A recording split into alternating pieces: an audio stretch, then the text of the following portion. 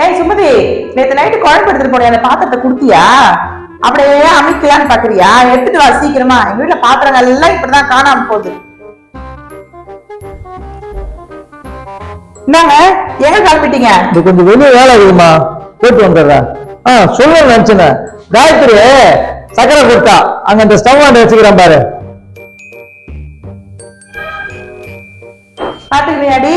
அவ பாரு, சக்கரை வாங்கிட்டு போனா கரெக்டா கூட கேஸ்ல திருப்பி கொடுத்துட்டா. நீ என்ன இருக்கியே, அவளை பார்த்து கத்துக்கோ.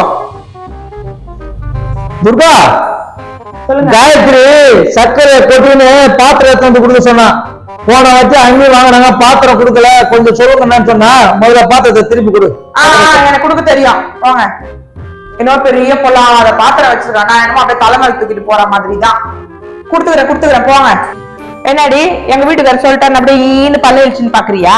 அவர் சொன்னாரு, அவர் கொடுக்க சொன்னான்னு சொல்லிட்டு நான் இப்ப உடனே திருப்பி கொடுத்துட போறேன் அவன் வீட்டு பாத்திரத்தை.